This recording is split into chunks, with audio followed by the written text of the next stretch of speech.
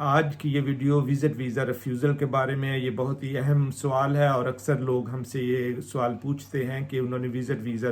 Apply کیا اور وہ ریفیوز ہو گیا، ریفیوز ہونے کے بعد دوبارہ پھر وہ ٹرائی کرتے ہیں، پھر ریفیوز ہو جاتا ہے۔ بعض کا تو لوگ 2-3 دفعہ ریفیوز کروا لیتے ہیں، لیکن جو اصل ایشوز ہوتے ہیں جن کو ای سی او جو انٹری کلیئرنس آفیسر ہے وہ ریفیوزل لیٹر میں ریز کرتا ہے، اس کو ان کو ریزالو کرنے کی کوشش ہی نہیں کی جاتی، ان کا جواب ہی نہیں دیا جاتا، تو اس لیے ویزا بار بار ریفیوز ہو جاتا ہے۔ پھر اس کے علاوہ آپ کو یہ بھی معلوم ہے کہ آج کل رائٹ آف اپیل جو ہے وہ ختم ہو چکا ہے۔ اگر وزٹ ویزا ریفیوز ہو جائے تو آپ کو رائٹ آف اپیل نہیں ملتا، تو اس لیے فائدہ نہیں ہوتا کہ آپ ٹائم بھی ویسٹ کرتے ہیں، آپ اپنی فیس بھی ویسٹ کرتے ہیں، اور اینڈ آف دا ڈے بلکہ آپ اپنی امیگریشن ہسٹری بھی خراب کرتے ہیں۔ اس لیے ویزا اپلائی کرنے سے پہلے، چاہے وہ وزٹ ویزا ہو یا کوئی بھی ہو، تو میں آپ کو یہی سجیسٹ کروں گا کہ سب سے پہلے آپ لیگل ایڈوائس لیں۔ آپ کو پتہ ہونا چاہیے کہ کیا کیا ریکوائرمنٹس ہے وزٹ ویزا کے لیے اور کون کون سے ڈاکومنٹس آپ نے پرووائڈ کرنے ہیں۔ فار ایگزامپل، مثال کے طور پر یہ وزٹ ویزا ہے تو اس کے لیے سب سے پہلے ضروری ہے کہ آج جو اپلیکنٹ ہے اس کے پاس فائنینسز اویلیبل ہونے چاہیے، فنڈز اویلیبل ہو کہ اپنے وہ وزٹ جو ویزا ہے، جو وہ یو کے میں وزٹ کے لیے آ رہے ہیں، تو ان کے پاس اتنے سفیشینٹ فنڈز اویلیبل ہیں کہ وہ اپنے ٹرپ کو سپورٹ کر سکتے ہیں۔ لوگ سمجھتے ہیں کہ اگر ان کے پاس سپانسر ہے یا یو کے اندر، چاہے وہ ان کا بیٹا ہے، بیٹی ہے یا کوئی بھی رشتہ دار ہے، اگر وہ سپانسر کر دے گا اور وہ اپنے سپورٹنگ ڈاکومنٹس لائک ان کی salary slips, bank statements, letter from employer وغیرہ، یا کوئی لینڈ رجسٹری کے پیپر لائک ٹیننسی ایگریمنٹ وغیرہ بھی لگا دے گا تو ان کا کیس اسٹرانگ ہو جائے گا۔ لیکن آپ لوگوں کو ایک بات ذہن میں رہنی چاہیے کہ اب 2012 کے بعد رائٹ آف اپیل جو ہوتا تھا وزٹ ویزا میں وہ ختم ہو چکا ہے۔ آپ اپیل نہیں کر سکتے، اس لیے کیس سبمٹ کرنے سے پہلے، اپلیکیشن سبمٹ کرنے سے پہلے آپ کے لیے بہت ہی ضروری ہے کہ آپ پراپر ایک لیگل ایڈوائس لیں اور پھر اس کے مطابق اس پر عمل کریں۔ کچھ لوگ وہاں سے پاکستان سے یو کے سے باہر پاکستان، انڈیا، سری لنکا، بنگلہ دیش یا کسی بھی کنٹری سے وزٹ ویزا اپلائی کرتے ہیں، لیکن ڈاکومنٹس ان کے پورے نہیں ہوتے۔ مثال کے طور پر اگر آپ اپنے پیرنٹس کا ویزا اپلائی کر رہے ہیں تو آپ میک شور کریں کہ سب سے پہلے تو ان کے جو فائنینسز ہیں ان کے سپورٹ ڈاکومنٹس ساتھ لگائیں، لائک بینک سٹیٹمنٹس کم از کم 3 مہینے کی، لیکن زیادہ پریفر ہوگا کہ اگر آپ 6 منتھس کی لگائیں۔ پھر اس کے اندر اگر فنڈز موجود ہے تو وہ سورس آف انکم بھی آپ نے بتانا ہے کہ وہ فنڈز کہاں سے آ رہے ہیں۔ سپوز اگر کوئی ٹیچر ہے، اگر کوئی امپلائی ہے، ٹیچر ہے، کوئی بھی کسی قسم کے بزنس میں وہ انوالو ہے تو وہ بزنس کے ڈاکومنٹس لگائیں۔ صرف بینک سٹیٹمنٹ لگا دینے سے مسئلہ حل نہیں ہوگا۔ پھر اس کے ساتھ ساتھ ہم نے یہ بھی دیکھا ہے ریزن کی ایک بہت ہی اہم جو وجہ ہوتی ہے، جو ریزن ہوتی ہے ریفیوزل کی، وہ یہ ہوتا ہے کہ لوگ پوری یکدم کافی ساری اماؤنٹ جو ہے لائک 10 لاکھ 20 لاکھ روپیہ، میں آپ کو انڈیا پاکستان کی بات کر رہا ہوں، تو وہ اکٹھے اس میں اپنے اکاؤنٹ میں ڈپازٹ کروا دیتے ہیں، کریڈٹ کروا دیتے ہیں۔ وہ یہ ثابت کرنا چاہ رہے ہوتے ہیں کہ ان کے پاس بہت سارے پیسے اب جمع ہو گئے، لائک 20-30 لاکھ روپے کی بینک سٹیٹمنٹ بن گئی ہے اور ان کو ایزیلی وزٹ ویزا مل جائے گا۔ حالانکہ this is not the case, visa ایسے نہیں ملتا، بلکہ وزٹ ویزا ریفیوز کروانے کے لیے یا ہونے کے لیے ایک ہی یہ ٹرانزیکشن کافی ہوتی ہے کہ جب ای سی او دیکھتا ہے کہ انہوں نے یہ 20 لاکھ روپیہ ڈال دیا لیکن سورس آف فنڈنگ کچھ بتایا ہی نہیں کہ یہ ان کو 20 لاکھ روپیہ کس نے دیا۔ ان کا کوئی بزنس ہے تو آپ بزنس ریسیٹس لگائیں، آپ نے کوئی پراپرٹی سیل کی ہے تو پراپرٹی کے ڈاکومنٹس لگائیں، کسی سے آپ نے لینے تھے، کوئی قرض دیا ہوا تھا تو واپس ہوا ہے، وہ آپ ایویڈنس لگائیں، ان کی طرف سے کوئی ایفیڈیوٹ، کوئی لیٹر آف ایکسپلینیشن، جو بندہ آپ کو پیسے دے رہا ہے وہ لگائیں تو پھر ویزا مل سکتا ہے۔ اس کے ساتھ ساتھ پھر اگر آپ کی فیملی ہے وہاں پر، اگر پیرنٹس اپلائی کر رہے ہیں تو ان کے بچے ہیں تو بچوں کے ڈاکومنٹ ساتھ لگائیں، مثلاً FRC جیسے ہوتا ہے، فیملی رجسٹریشن سرٹیفکیٹ پاکستان میں یا انڈیا میں، آدھار کارڈ وغیرہ ہے تو اگر وہ لگائیں جس سے یہ شو ہو کہ اس گھر میں اس فیملی کے کتنے لوگ ہیں، کتنے ممبرز ہیں، کتنے میریڈ ہیں، کتنے ان میریڈ ہیں۔ اگر ان میریڈ ہیں تو ان کی FRC کے ساتھ ہی ID کارڈز کی کاپیز لگائیں۔ اگر وہ بچے اسکول، کالج، یونیورسٹی میں پڑھ رہے ہیں تو ان کے وہ ڈاکومنٹس بھی لگائیں، ان کی IDs لگائیں اور ان کو بتائیں کہ یہ بچہ ہے، اتنی ایج ہے اور یہ فلاں اسکول کالج یونیورسٹی میں پڑھ رہا ہے، وہاں کی یونیورسٹی کے کالج کے لیٹرز وغیرہ ساتھ لگائیں، ڈیپینڈنسی شو کریں کہ یہ بچے آپ کے ڈیپینڈنٹ ہے، جس سے یہ آپ کی اپلیکیشن اور پازیٹیو جو امپیکٹ وہ پڑے گا، ویزا آفیسر جب دیکھے گا کہ ان کے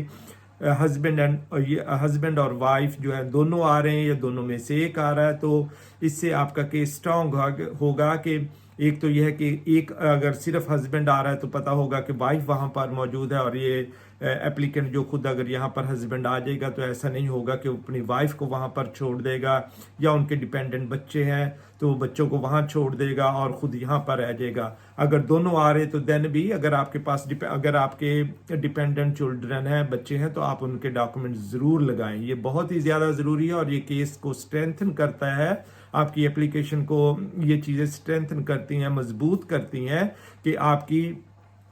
ٹائز ہیں اپنے کنٹری میں، اور آپ یقیناً وزٹ ویزا اپنا کمپلیٹ کرنے کے بعد ڈیفینیٹلی آپ اپنے کنٹری میں واپس جائیں گے۔ آپ جب بھی ویزا اپلائی کریں تو آپ 3 چیزوں کو یا 3 جو میں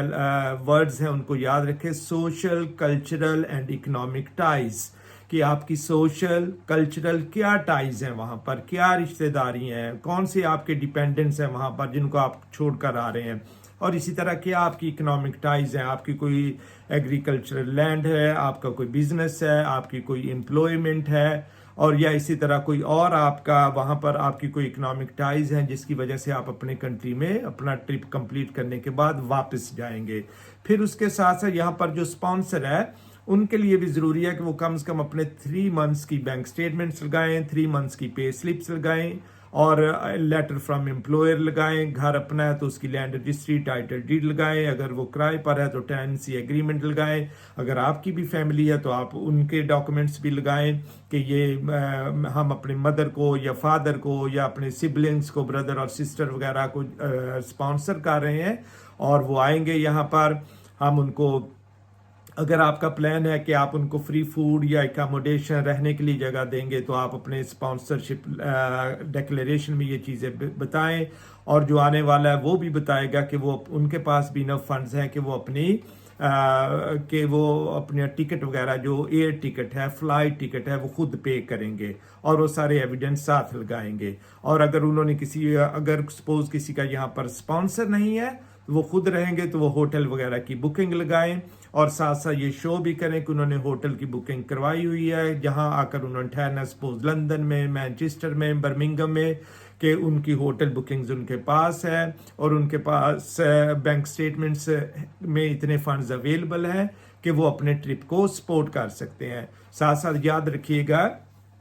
کہ اگر آپ فیملی میں سے ایک فرد یا 2 لوگ آ رہے ہیں، 1 لوگ یا 2 لوگ آ رہے ہیں اور باقی وہاں پر چھوڑ کر آ رہے ہیں، تو جو ویزا آفیسر ہے یہ بھی دیکھ رہا ہے کہ یہ بندہ 15 دن کے لیے جا رہا ہے، 2 ویک کے لیے، 4 ویک کے لیے، سپوز انڈیا، پاکستان وغیرہ سے، بنگلہ دیش سے 800 پاؤنڈ کا آپ کا ریٹرن ٹکٹ ہو گیا، اس کے علاوہ آپ نے وہاں پر ہوٹل بکنگ کی ہے، وہ بھی کم سے کم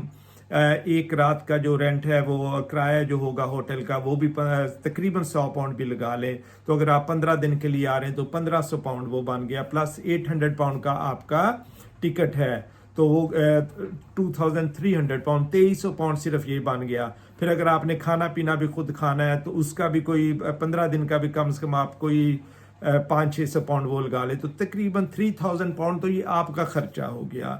تو اب آپ دیکھ لیں، لوگ پوچھتے ہیں کہ جی بینک سٹیٹمنٹ میں کتنی ہونی چاہیے، اس میں کتنے فنڈز اویلیبل ہونے چاہیے، تو دیکھیں اس کے لیے ایک ریزنیبل اماؤنٹ ہونی چاہیے، کوئی قانون نہیں ہے کہ اس میں کتنے فنڈز ہوں، اس میں 20 لاکھ روپیہ ہو، 30 لاکھ روپیہ ہو یا 10 لاکھ روپیہ ہو، لیکن ہونا یہ چاہیے کہ آپ کے فنڈز میں ٹرانزیکشنز ہوں، شو یہ ہو رہا ہے کہ منی آ بھی رہی ہے، آپ کا جو بھی سورس آف انکم ہے اس سے فنڈز آ رہے ہیں، اور پھر اس میں سے آپ کی آؤٹ گوئنگز بھی ہیں، آپ خرچ بھی کر رہے ہیں، اور اس میں کچھ سیونگ آپ کے پاس موجود ہے کہ آپ اگر 3000 پاؤنڈ کا یہاں پر ٹرپ کرنے کے لیے آ رہے ہیں 15 دن کے لیے، تو کیا آپ کے پاس کم سے کم پیچھے کچھ آپ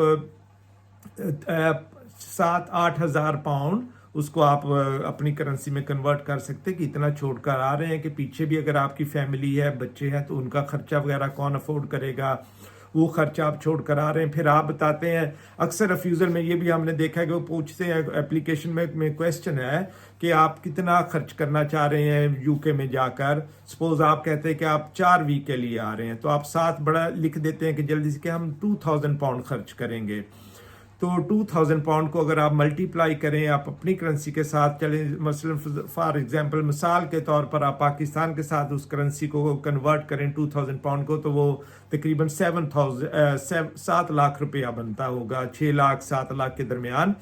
تو آپ دیکھے گا کہ اگر آپ ایک مہینے، اور وہ یہ بھی پوچھتے ہیں کہ آپ اپنے ملک میں ایک مہینے میں کتنا خرچ کرتے ہیں، تو آپ کہتے ہیں ہم 50,000 روپیہ خرچ کرتے ہیں. تو اپنے ملک میں رہتے ہوئے آپ 50,000 روپیہ خرچ کر رہے ہیں، اور یہاں پر آنے کے لیے آپ 7 لاکھ روپیہ تقریباً خرچ کرنا چاہ رہے ہیں. تو it is a big difference, great difference, کہ اتنا بڑا فرق ہے 50,000 میں اور 7 لاکھ روپے میں. تو یہ آپ کیسے مینج کریں گے، کیسے افورڈ کریں گے؟ اور آپ نے سال کی انکم وہاں پر شو کی ہوئی ہے ساری 7 لاکھ ہے، یہ 10 لاکھ ہے، یہ 12 لاکھ ہے. اس میں سے ایک مہینے میں آپ نے 7 لاکھ روپیہ یہاں خرچ کر دیا، تو پیچھے کیا بچا؟ آپ نے پورا سال جو آپ نے اپنے اخراجات وغیرہ کرنے. تو اس طرح اس میں کوئی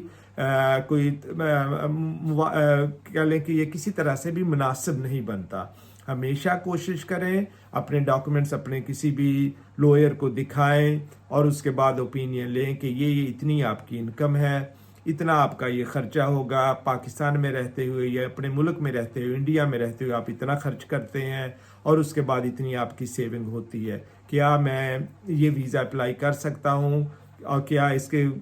سکسیسفل ہونے کے کتنے چانسز ہیں، اس ویزا کی سکسیس کے کتنے چانسز ہیں؟ تو پھر آپ ویزا اپلائی کریں. پلیز بلا وجہ لیگل ایڈوائس کے بغیر، بلا سوچے سمجھے جلدی سے ویزا اپلائی کر دینا کہ چلو دیکھتے ہیں، کہ ٹرائی کرتے ہیں. تو ٹرائی نہ کیا کریں، خواہ اپنا ٹائم، اپنے فنڈز وغیرہ، فائنینسز ویسٹ نہ کیا کریں. اس سے ویزا نہیں ملتا. یہ کوئی لاٹری نہیں ہے کہ شاید لگ جائے، نہیں. پراپرلی چیزوں کو ایڈریس کریں. اگر پریویسلی ریفیوز ہو گیا ہے تو سب سے پہلے آپ کا کام ہے آپ ان ایشوز کو جو ویزا آفیسر نے، ای سی او نے اس میں ریز کیے تھے آپ کے پریویس ریفیوزل میں، ان کو ایڈریس کریں پراپرلی، ان کا جواب دیں کہ آپ نے یہ کہا تھا، اس کا یہ جواب ہے، آپ نے یہ ریزن لگائی تھی میرے پریویس ریفیوزل میں، اس کا یہ جواب ہے، تاکہ وہ سیٹسفائی ہو اور پھر آپ کو ویزا مل سکے. اس طرح اس سے ریلیونٹ کوئی اور بھی آپ کے ایویڈنس ہے تو وہ آپ پرووائڈ کریں ویزا آفیسر کو، تاکہ وہ سیٹسفائی ہو اور آپ کو ویزا ملنے کے زیادہ سے زیادہ چانسز ہو سکے. As I always say that یہ it is just a generic information, کوئی لیگل ایڈوائس نہیں ہے. Thank you so much.